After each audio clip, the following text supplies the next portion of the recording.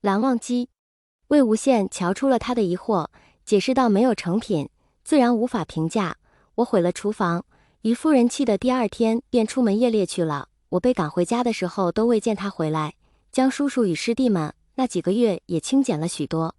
蓝忘机，他低头看着已经盛到碗中，似乎周围都带着诡异气压的汤，再问所以这事。魏无羡道不错，你是第一个能吃到我做的菜的人，开不开心？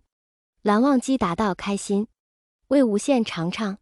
蓝忘机点头，取了汤勺随意搅了几下，端庄雅正地喝了一口汤。魏无羡问如何？蓝忘机答道甚好。魏无羡撑着下巴，两腿叠在一起慢悠悠地晃着，待蓝忘机第二次伸手欲喝汤时，才开口道蓝湛，你说这汤叔父和大哥会不会喜欢？可可。蓝忘机方才初尝这汤时，辛辣直冲鼻腔，热气蒸腾起来，呛人至极，却依旧面不改色。直到魏无羡问出这句时，终于忍不住呛了那么一下。他道可。叔父和兄长。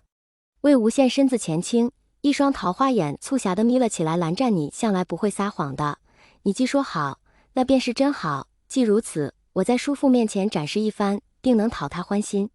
蓝忘机，眼前这碗汤是魏无羡做给他的，在他看来当然好喝，可带着其上一层红艳艳的诡异事物端到蓝启仁与蓝曦臣面前，兄长那边倒是无事，叔父这里罚他几遍家规就不一定了。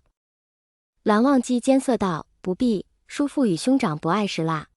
魏无羡点头附和，也对，你们家都是用喂兔子的法养大的，受不得辣味。他说到此处，蓝忘机松一口气，然他话锋一转，又道那蓝二公子方才又是为何如此？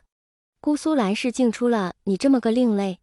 蓝忘机被他问得一噎，慌乱道我。魏无羡拍拍他的肩，安抚道无事无事，你别紧张，我只是做着玩玩，不合你口味便不要吃了，都憋出汗来了。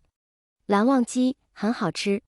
魏无羡愣了一瞬，心里软得发胀，手上却动作着，将蓝忘机面前的汤碗推到远处。当然，我做的能不好吃？不过蓝湛，你不必夸得如此认真，当心我心情好了，去给叔父他们表演厨艺。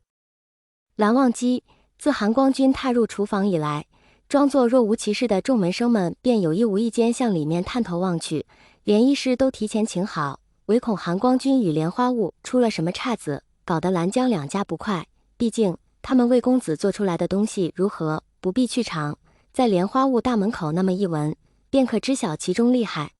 等待许久，才见二人出来，并无异状。韩光君面色如往常一般严肃正经，动作如平日那般规矩合理，应当无事吧？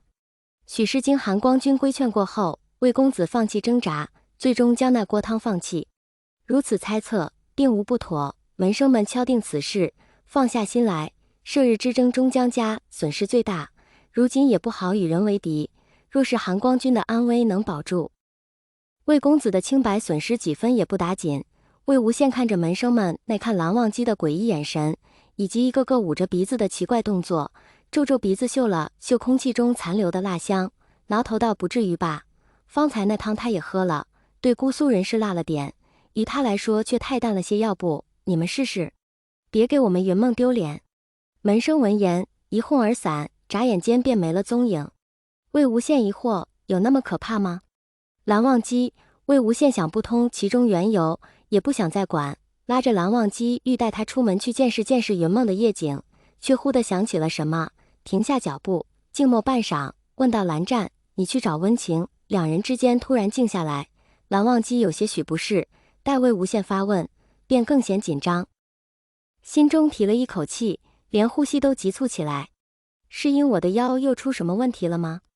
蓝忘机见他不答，魏无羡也紧张起来，严不严重？只是砸几下而已，应当无甚大碍吧？蓝忘机摇头，艰难道放心，不会。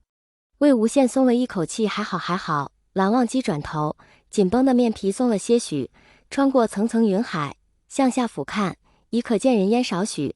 再往前些，远处如蛛网般点缀的彩色斑点，便是彩衣阵，其后便是连绵青山，藏在中间的便是云深不知处了。魏无羡眯眼看去，遥想数年以前自己初次拜访此地之时，不过15、16岁的年纪，不知天高地厚，屡次触犯兰氏家规，并扬言此生再不踏入云深不知处。如今想来，可真是报应啊！自己当初但凡乖巧那么一点，现如今也能好受那么一点。他趴在蓝忘机身上郁闷地想着，前面的人却动了动，扭头看过来，问为何叹气。魏无羡道：快到你家了呀。蓝忘机点头，魏无羡，你说我当初怎么就管不住自己呢？蓝忘机知他所说何事，安慰道：无事，在净室，你可随意些。净室，冷不丁冒出来这么个陌生的地方。魏无羡想了半天，琢磨道：你卧房。他尾音上扬，语气里带着令人无法忽略的戏谑之意。蓝忘机知他又打着什么鬼主意呢，便不打算搭理他，抿唇不语。魏无羡，这叫什么？金屋藏娇。这算是金屋藏娇吧？蓝二公子，韩光君，你小心思挺多呀。我如今尚未过门。他顿住，换了副一本正经的样子，继续道：不合规矩吧？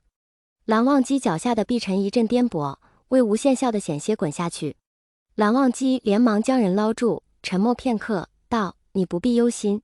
魏无羡正狂笑着，听闻此言，不知为何，一张老脸便挂不住了，骚得厉害。蓝忘机道：无论如何，我会护你周全。魏无羡难得没有说话，目色渐浓，藏匿于山中的云深不知处若隐若现。魏无羡答道：好。